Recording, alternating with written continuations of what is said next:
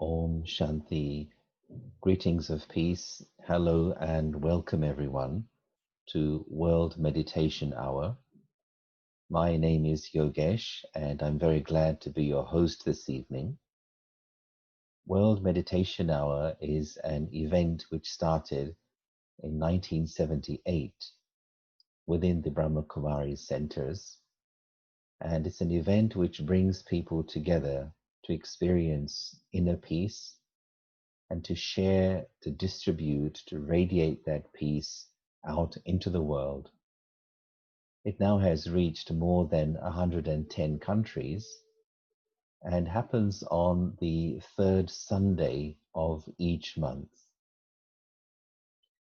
And so on this particular third Sunday, today the 21st of June, it coincides with three other events. One is the International Day of Yoga, as proposed by the United Nations. The second is it's also the summer solstice. And the third, it is Father's Day in the UK. So it's especially great to have your company with us on this auspicious coming together of these four events today. So the United Nations has given the title International Day of Yoga to this particular day every year for the last 6 years. And within the Brahma Kumaris, we practice something called Raja Yoga meditation, which is yoga for the mind. And some of you will be aware that the word yoga, the Sanskrit word, comes from the root word yujje. And yujje can be translated as union or link or coming together, or even as that which brings you to reality. And so the first step of yoga in our practice is the link or the coming together of the energy of my own consciousness. Now, what does this mean? We find that in the world today, where there are so many demands upon the mind, we have many roles and responsibilities in daily life. So it's rather like a bit of me is in my professional identity, a bit of me is in my family identity, a bit of me in my nationality, a bit of me in the religious identity, and so on. But yet behind all of these labels, behind all these identities, behind all these masks that we wear in daily life, there is the energy of my consciousness, and there is the real self, the true me. And what happens in the first step of yoga is we step back from those roles, those labels, those masks we wear, and we just bring the energy of our consciousness to a point. And we experience the beauty of the sentence, I am. And that's really where peace begins, when I'm able to detach myself from the world of doing and the world of having, and just experience that state of being. The first stage in the experience of that yoga is I am peace. And we'll be exploring that in some more detail in the meditations. The theme that the UN has given for this particular year is yoga with family and yoga at home. And of course, this reminds us that where does peace really start? Where does yoga in the world, in the sense of the world coming together as one, where could that possibly start? It does start with the individual. So if I myself as an individual am at peace with myself, and if I'm generating that peace within my family, with family members and my close relationships, if I'm able to spread the atmosphere of peace in my home, that's going to assist, it's going to support spreading peace into the community, into the world. And of course, not just with other people, but also with the elements, with nature, with animals, with all forms of life in this amazing world that we live in. Our thoughts create an attitude, and it's an attitude which generates an atmosphere. So if in my own home I create an atmosphere of peace, then any person who comes into that atmosphere will feel as though they have received a free gift even before any conversation start. We see also in the world today two very prominent energies which seem to be pulling people apart. And that's the energy of anger and the energy of fear, as we have seen these last few weeks and last few months. So how to deal with, how to help to allay the fears, how to cool down the fire of anger, which is very much in human hearts. If I myself am sitting with others, generating peace, then those vibrations of peace will spread across the borders, across the divides of nationality, culture, race, religion, and so on, and reach every person. And this is the great responsibility that we have as human beings, is to generate the power of peace and the power of good wishes throughout the whole world. There is nothing in the world as powerful as the human soul.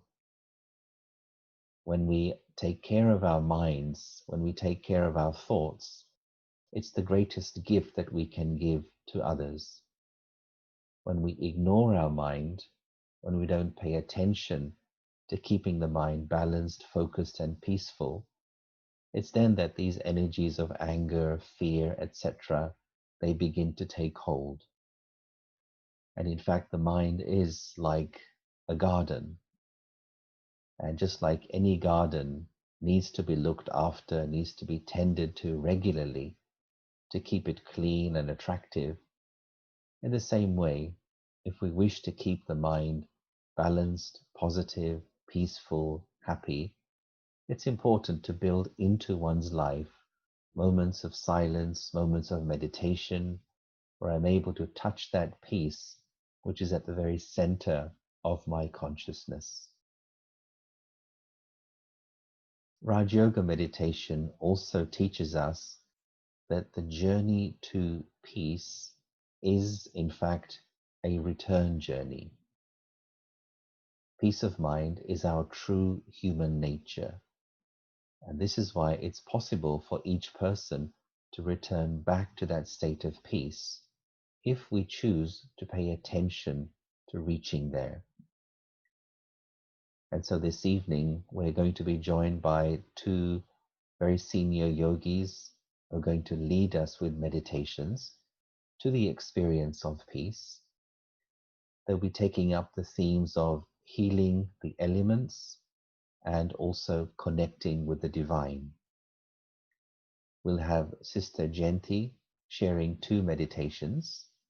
For those who don't know her, she's the director for Europe and the Middle East for the Brahma Kumaris. She's an emissary of peace and someone who I have known for several decades, a great teacher and a great guide. We'll also have Sister Shivani, who's a world-renowned teacher, mentor, author, broadcaster, and also Goodwill Ambassador for the World Psychiatric Association. She'll also be sharing two meditations with us. So we're in for a very wonderful and deep experience of peace tonight.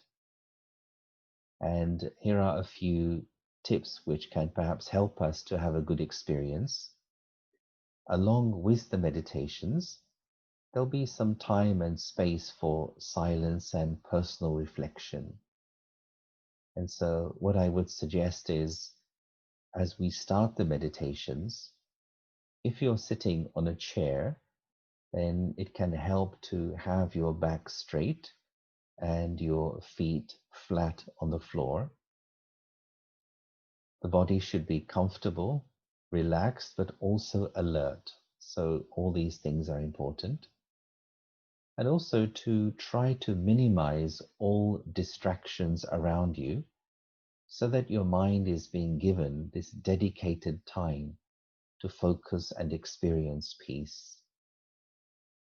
If you do find that your thoughts wander during the meditation, then simply just bring them back to the commentary that you're hearing. The mind has been described in various ways in different traditions around the world. Some say the mind is like a wild horse which runs and runs aimlessly through the day, through the night. Some describe the mind as a child which is fickle, a child which knows only what it wants, not what it needs. And so we know the mind has these habits of overthinking or making a small issue into a big issue. But in order to deal with these habits, we simply need to bring the mind back to focus, follow the commentary, and as we develop concentration skills through this practice, we find that natural order and balance returning to the mind. So I wish you a wonderful experience. Sit comfortably, sit relaxed, sit alert, and enjoy the experience.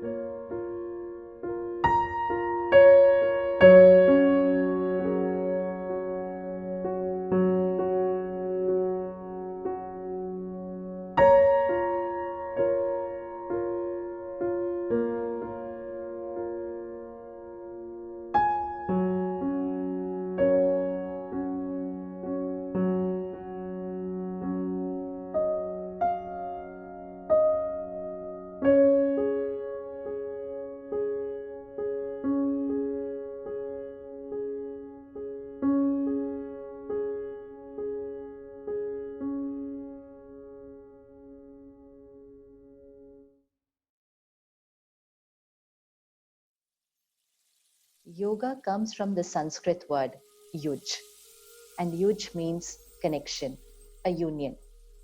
So for yoga, there will always be two elements, two energies, because it's a connection between the two. We all are in yoga throughout the day.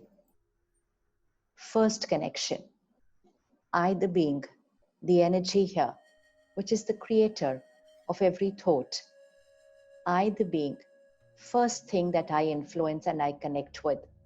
My every thought influences my feelings. My feelings are a result of my thoughts. My memories are a result of my thoughts.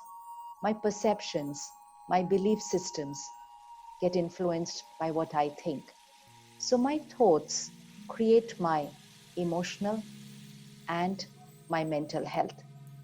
Every thought I create radiates to every cell of my body. And so I, the being, am in yoga with my body because I am connected to my body because of the vibrations I radiate there. Then every thought I create radiates to people who I'm thinking about. So I'm in connection with people. And so this yoga with people creates my relationships. And then I, the being, radiate those vibrations into the environment. And I influence the collective consciousness of the planet. I influence the vibrations of water, air, plants, animals, birds, because my vibrations radiate. So I am in yoga with my feelings, my body, relationships, people, and the world, the nature. If I create thoughts which are not right, which means if I create thoughts of pain or anger or irritation or impatience, this starts affecting how I feel, then affects my body, then radiates into the environment and also affects my relationships. Today, we say stress is normal. Many diseases we've labeled as normal because they are lifestyle diseases. When we say a lifestyle disease, a lifestyle does not only mean what we eat, drink, what time we sleep, what exercise we do. Lifestyle is also here. Here is the life. This energy is the life. If this energy goes away, it's only a body. But when this energy is here, it's life. So lifestyle means the style of this life, the style of thinking, the style of feeling, the style of speaking, the style of behaving. This is also our lifestyle. And so when we are told that many of the diseases are lifestyle diseases, then along with changing our habits outside, we also need to create a change in our habits of thinking, feeling, and behaving. So those negative emotions, disturbing emotions, holding on to the past, having too many expectations, feeling hurt, carrying a resentment, all these vibrations radiate to my body.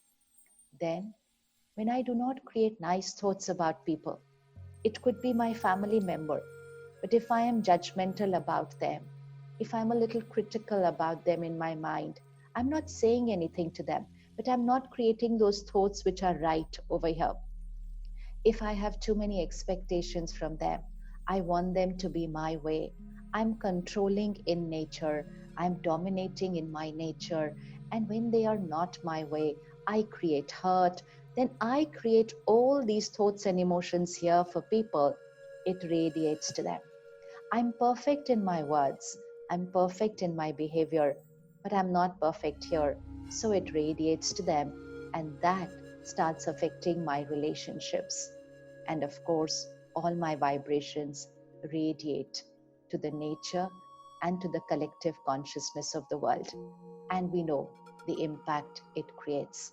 Now, if I want happiness here, if I want health here, if I want harmony in my relationships, and if I want to create heaven on earth, then I will need to start practicing a fifth connection. These are four connections. Now I need to practice one more connection, and that connection is with the divine power, the supreme power. I need to change my way of thinking, my way of feeling. So I need to create a change here. To create a change here, I need power and I need knowledge. I need to know what's right, what's not right.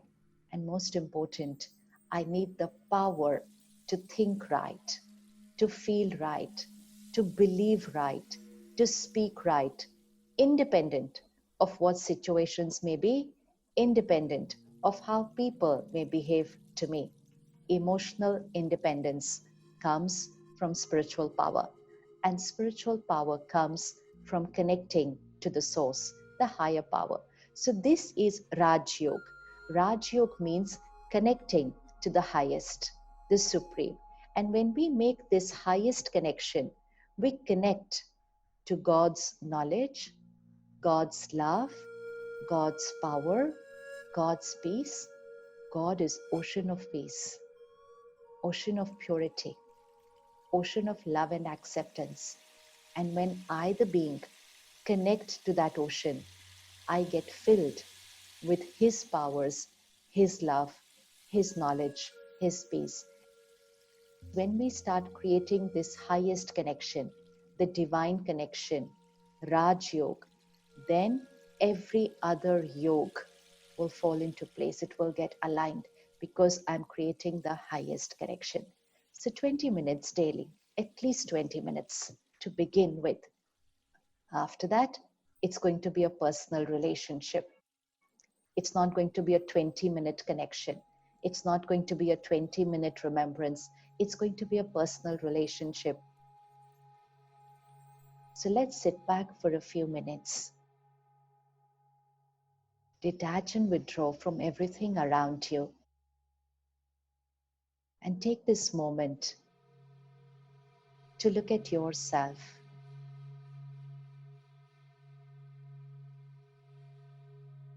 I, the being. I am a divine being.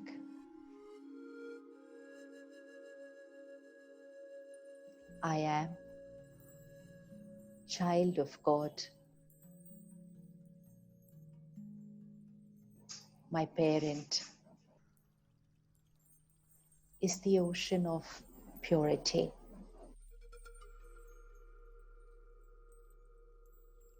I am a pure being. My every thought is clean. It's selfless. My parent is the ocean of love. God accepts me unconditionally. I am a loveful being. I radiate unconditional love and acceptance to each one. My parent is the ocean of powers. I absorb God's powers. I am a powerful being. I remain calm and stable in every scene of life.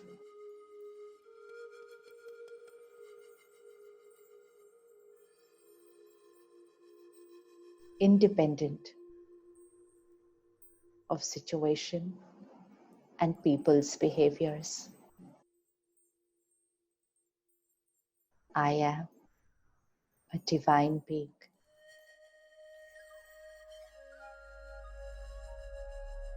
Happy always.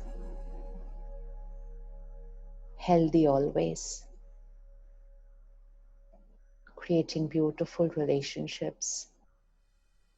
Harmony always.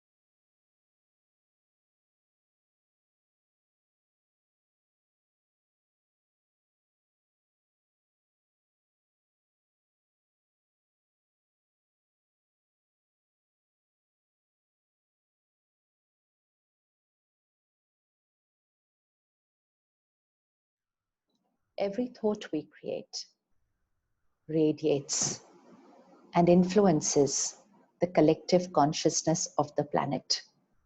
Let's look at our home. If there are 4 people living in that home, each one's mind contributes to the energy of that house. Every house has a different energy, and the energy of the house is dependent on the minds of the people living in that house. Now, same people go to work, and at work, it's a different kind of thinking. And the energy of the workplace is different from the energy of the house. The same people go to a shopping mall. Thoughts are different, and the vibrations of a shopping mall are different from the vibrations of the house, the vibrations of the office. Same people go to a place of worship, and at the place of worship, their thoughts are different. The thoughts at the place of worship are of love, of forgiveness, of acceptance, of divinity, of faith, and of connecting to the higher power. And so, the vibrations of the place of worship are different. Same people at home, at work, in a shopping mall, in a place of worship. Vibrations of the places are different because the people are creating different thoughts and feelings in each place. Similarly, the planet. What is the collective consciousness of the planet? What's the energy of the planet? What's the vibration of the world?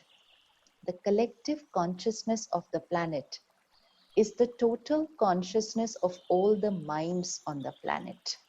And this total consciousness of all the minds on the planet influences nature. Our thoughts vibrate, influence the air, water, plants, birds, animals, everything in nature is influenced by our thoughts, our vibrations. The collective energy of the world is the total energy of the minds of the people on the planet.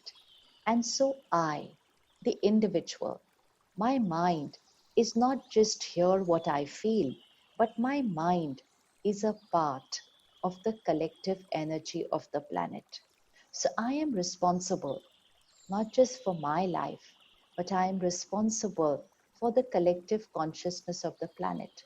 I am responsible for the vibration of the 5 elements of nature. I am responsible for influencing animals, birds, plants with my energy. When I have this responsibility, when I know my power, then with my power, I need to take care. What am I radiating? What am I radiating to nature and to the collective consciousness of the planet? Most of us today are looking for a change. We say the world needs to change. Climate needs to change. We are making a lot of effort. There's a lot of effort going on for climate change, for taking care of nature, for even changing the world. A lot of effort to create a peaceful world, a united world, a respectful world. I'm a part of the energy of the planet.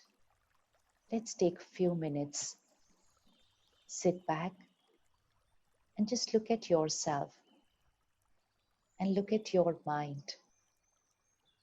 My mind is a part of the collective consciousness of the planet.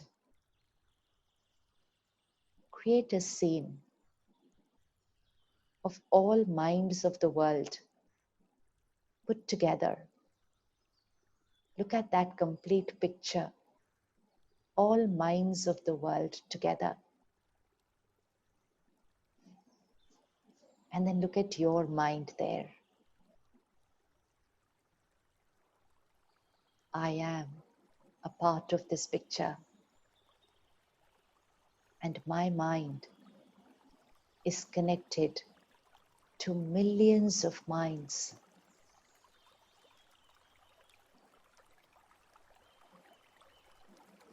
I am a peaceful being.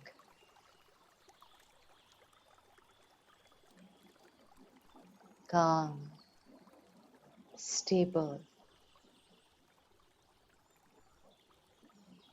independent of situations and people. I am peaceful always, calm always. My peace radiates to millions of minds. My vibration of peace, love, happiness influences the collective consciousness of the planet. See it happening. See your mind radiating happiness, peace, and love to millions of minds.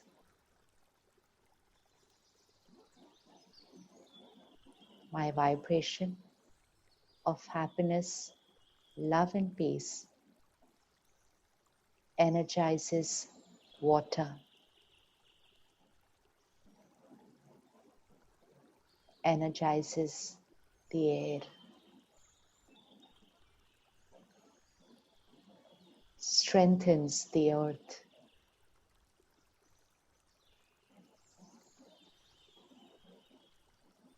and influences every human being, animals and birds, and plants on this planet. I am connected to each one. I am in yoga with nature and environment. I am in yoga with all the minds of the world.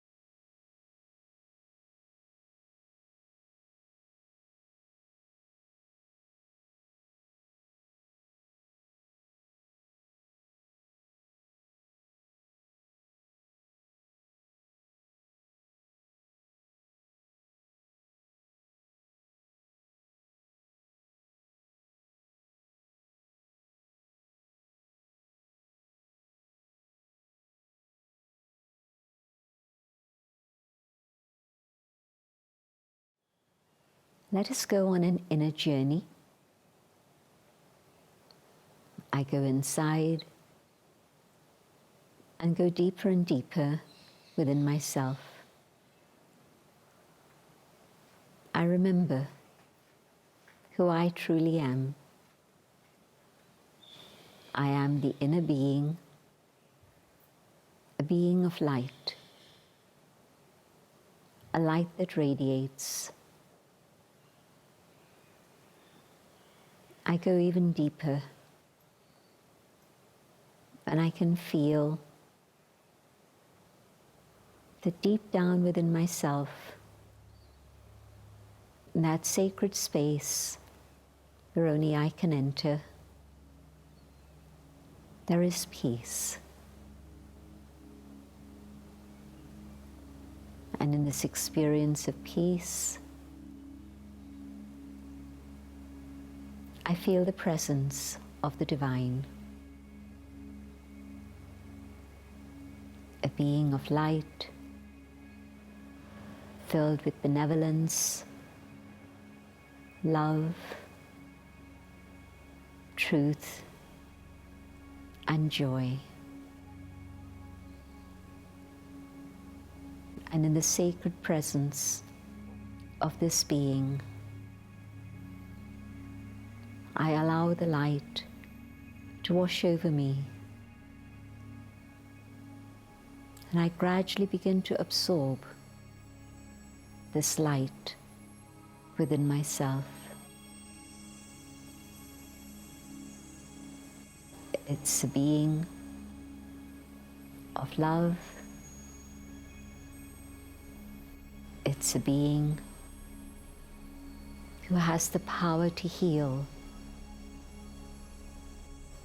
and the healing power of love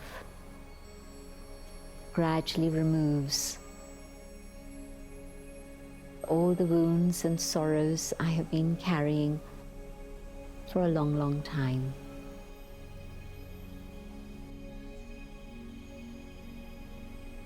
And now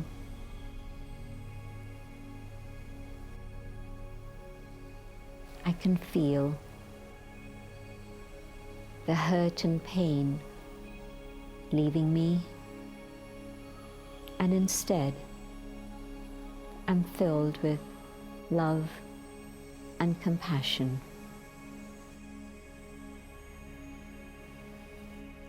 These are my true attributes, my original qualities. I hold these in my awareness.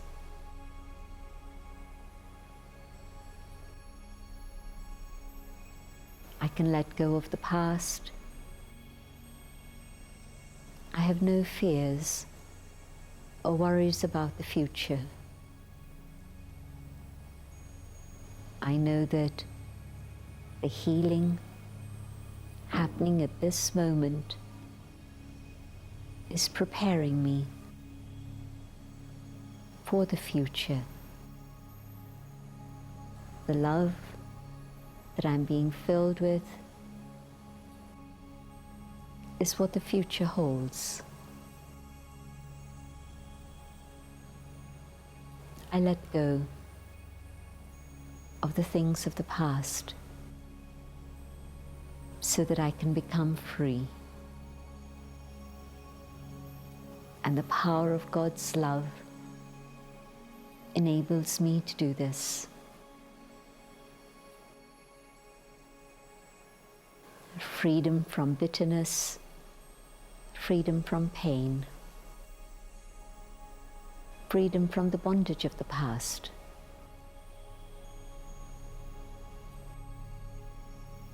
From the ocean of love, I have absorbed love within myself, so that now I am a being of love. This is my natural state of being. Love is who I am, and I had forgotten But now I remember.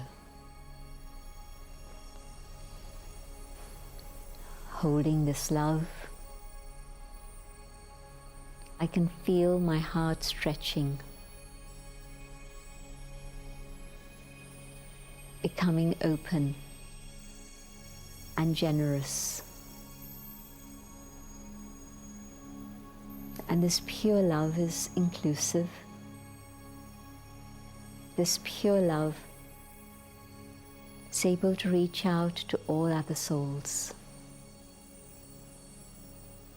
I remember now, we are one family. We are brothers and sisters, the children of the one supreme parent. When I forgot myself, I forgot my eternal relationship with my family. And now, the beauty of the family reveals itself, and I realize that love is the eternal bond that holds us together. And the power of this love radiates out into the world, so that truly we come together as a family once more. God's light is the light of truth. And as I absorb God's truth within my own inner world, I'm liberated from illusion, doubts, imagination that had held me back in bondage. Now, I begin to have a glimpse of reality, of truth.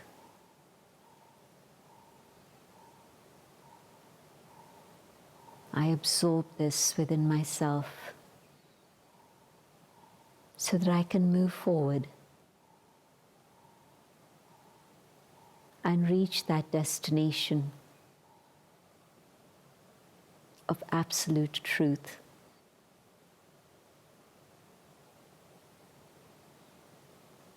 In the presence of the divine, not only am I changing, but I see the world changing. The world being filled once more with love, harmony, and truth.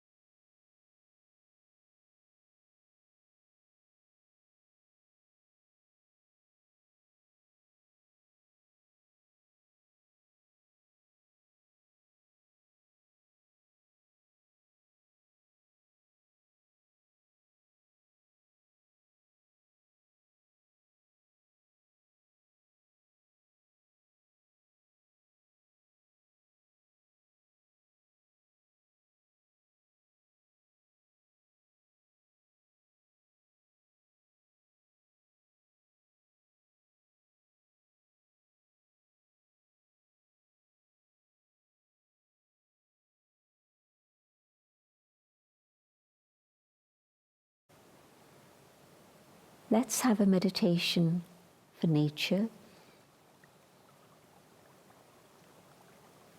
I step into the awareness of the inner being, I the soul, and I realize that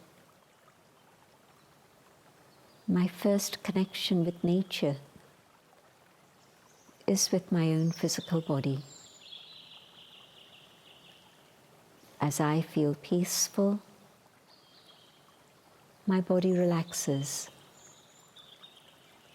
The stress and the tension disappears, and peace pervades every cell of my being,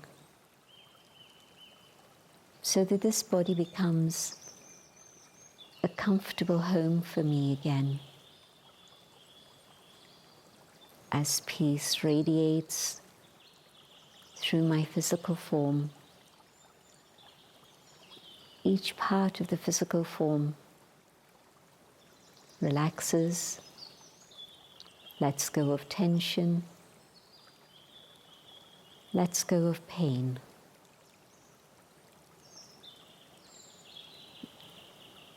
And now I wish to send peace to nature outside.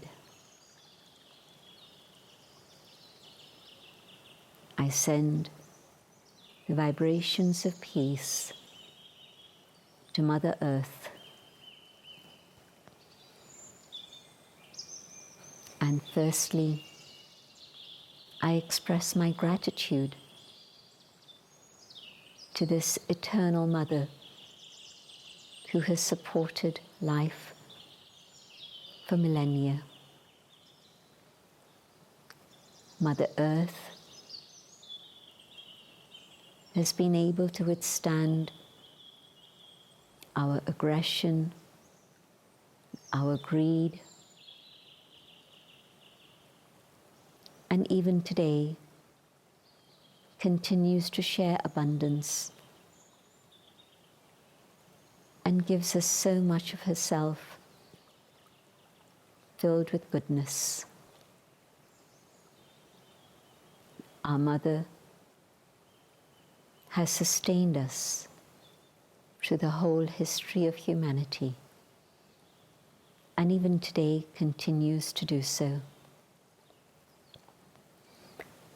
Mother Earth doesn't actually need me. I need my mother. And so today I want to give thanks to my mother, feelings of gratitude and thankfulness, but also feelings of peace. I resolve not to commit acts of violence against Mother Earth. I resolve not to plunder her, but to give some return of what I have received.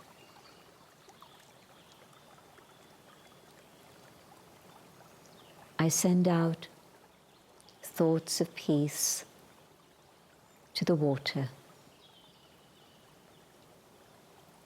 My body is 70%, maybe more, water. This beautiful planet of ours is the same, maybe 70% water. Water is life. So today, I seek forgiveness from water for having caused so much pollution and wasted so much of this very precious gift of nature.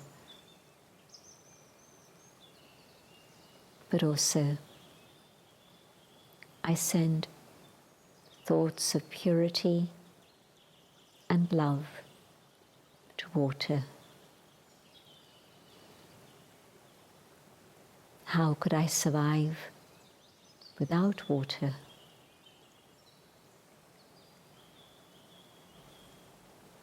I visualize the beauty of pure water in the mountains,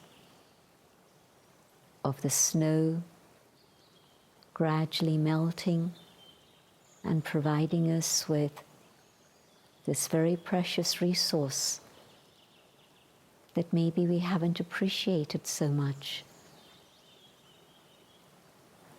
And this pure, sparkling, clean, fresh water has come to us through the ages. And even when we continue to pollute this source of life, the snow kept coming and continued to give us more fresh, clear, clean water. But how long? Let me appreciate the precious water that I still have.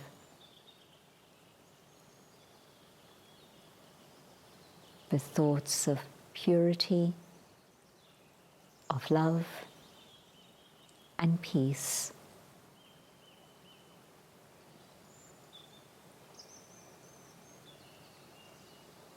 I send out these thoughts to water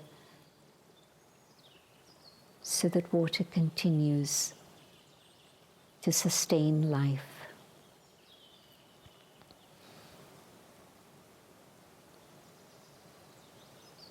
I think about the air, and yes, again, we have been amiss and we have polluted the air that we breathe. And today we are feeling the effects of that. I want to appreciate that I cannot live without air. Nature provided all of these facilities for us, and we just simply dirtied them all. But today, I want to send light, purity, and love to the air.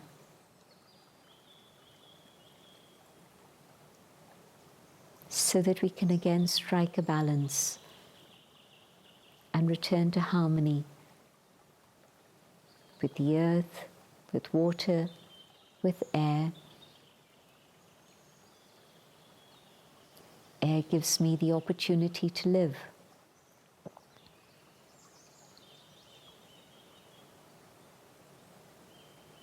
Valuing, appreciating. I send my thoughts of gratitude and love. Fire. The sun sustains life, gives us energy, gives us warmth, continues to take care of us.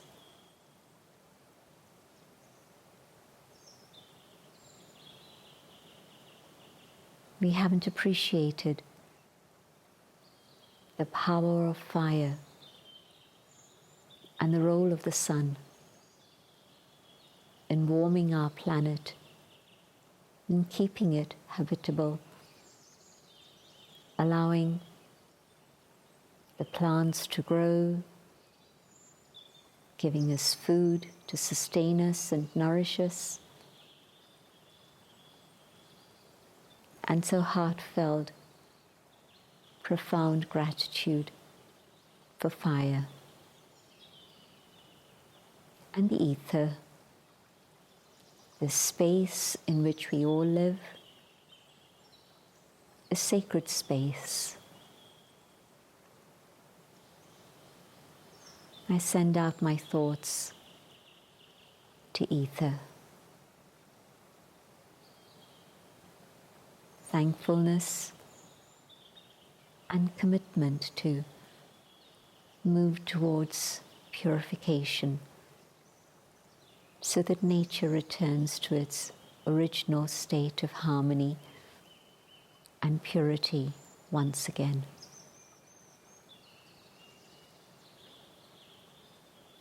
Om Shanti.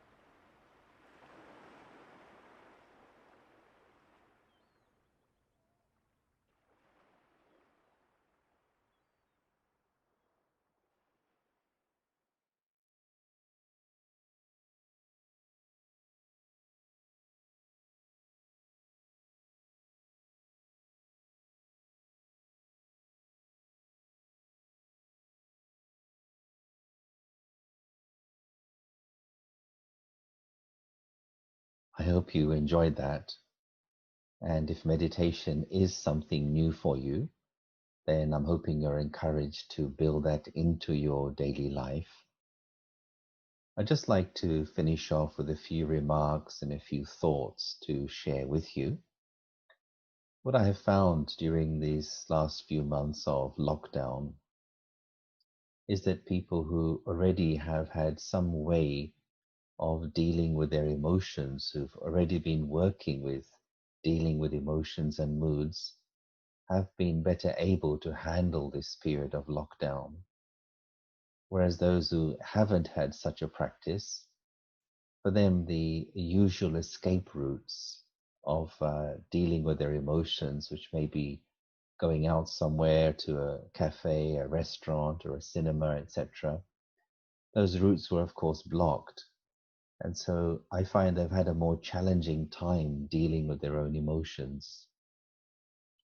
And it's for this reason that I believe in the times that are to come, that it's important to bring taking care of your mind to the very top of your priority list. Why? Because I do believe that life is the ultimate mind game. Just as we often hear that sports is a mind game, politics is a mind game, business is a mind game, but life is the ultimate mind game. And if we learn to take care of the mind, respect the mind, especially in big city life where there are so many challenges to the mind, then the mind is able to better cope with life if we're respecting it. There are many people who meditate, but in this regard, I would say there are two categories. One is people who meditate, and the other is people who are meditators. And what's the difference between them?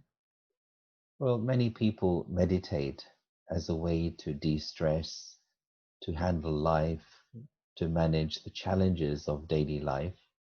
And that can be enough, that can be fine for a person. But to be a meditator means that it's a lifestyle. And that means as you go through day-to-day life, one part of you is naturally aware, is naturally checking, is naturally vigilant to see what kind of thoughts am I having? Am I thinking too much? Am I wasting this precious, precious fuel of thought power? Why? Because meditators realize that the most precious energy we have is the energy of our thoughts.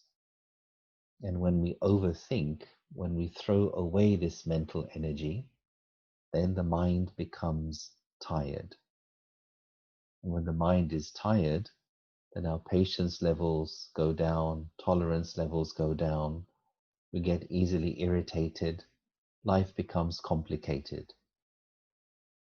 So just as for an athlete, eating healthy is a lifestyle, because for an athlete, it's vital to have optimum weight. So for such a person, she or he will naturally be aware of what I eat, when I eat, how much I eat. In the same way, for a meditator, there'll be a natural checking going on in how I am choosing to spend my thought power. And I believe that, in fact, one's whole life is a reflection of how one is choosing to spend thought power, which is good news, because it means when I begin to learn how to spend my thought power more wisely, in a better way, everything in my life will begin to improve. My relationships, the way I perform at work, how I handle life. So one or two ideas on what we could do to build meditation into our lifestyle. So one I would suggest is how we start the day. And again, in big city life, we tend to jump out of bed and start the day very quickly. But before engaging with life, before engaging with the world, before engaging with the people in one's house, or even before engaging with one's smartphone, first let me engage with the peace which is within my own self. Let me spend a few minutes experiencing that inner peace. And I call that as charging the battery of your soul first thing in the morning. And the thing is that if you experience that peace and that balance first thing in the morning, it will help your mind to be stable through the day when challenges come, when something happens in the traffic, when unexpectedly something takes place at work. If I have that morning experience of peace, my mind, my emotions will be more stable as I pass through the day. So that's one suggestion, to start the day with meditation. A second thing could be what many of us call as traffic control for the mind. So imagine that the thoughts in your mind are like the cars in the street. And the question arises, how is the traffic up here? Is it flowing? Is it orderly? Is it coordinated? Or is there a traffic jam in the mind? Now we know that when there's a traffic jam, so much time and energy is wasted. And one car parked in the wrong place can block 100 other cars. In the same way, one waste thought, one negative thought, one useless thought can block the flow of my happiness and my creativity. So traffic control for the mind is a practice where you try to stop at least 2 or maybe 3 times in the day. If you can physically stop, that's best. Sit down if you can. Even for 2 or 3 minutes, just go and visit the peace within your consciousness. It's rather like you take yourself out of the doing mode and you just return to the being mode, refreshing your mind, visiting the peace inside you. And try to find times which work for you according to your daily schedule. Suggestion is one mid-morning, maybe 10:30 or so. Another one perhaps mid-afternoon, perhaps 2:30 or 3 o'clock. But it's important to stick to those times every day and create a routine. And if it's new for you, then maybe experiment for 1 week and see how you feel at the end of that 1 week. And usually people report that their mind feels a lot more calm because they're having some attention on how they are spending their thought energy. And just lastly, to mention 3 categories of people I find with regard to how we relate to life. I would say that the majority of people have the approach of surviving life. But simply to survive life, the thought would come to me, well, is that good enough? To survive is maybe what a plant would do or what a tree would do. But for us, when we have our basic needs met, there must be more to life than simply surviving. The next category up is those, I would say, who are existing. They go through the daily experiences of sometimes you win, sometimes you lose, sometimes you're praised, criticized, and so on. But when we exist, then the way we feel inside is very much a result of the things which are happening on the outside. And so there I have no control over my thoughts or my emotions. It's like being on an emotional roller coaster. But I would say that the third group, which is the group I think we're all interested to be in, is of those who actually live. And so what does it mean to live? Again, you go through the different experiences of life. Sometimes you win, sometimes you lose. Many things happen outside of you which you cannot control. But when you're in the living mode, it's as though you have made a decision, you made a choice that my peace of mind and my happiness are my personal property. And you choose to live with peace of mind and happiness. And in fact, I think that people who are in the living mode, they even use adversity as a means to make themselves grow. And I feel especially the times that we are passing through now is asking us, how can I upgrade myself in terms of how I use my mind? How can I care for the soul better? Can I experience life from another perspective and with another attitude? So, a big thanks to our two senior yogis for leading us through the meditations, and a big thanks to all of you also for joining us. Thank you, good night, and Om Shanti.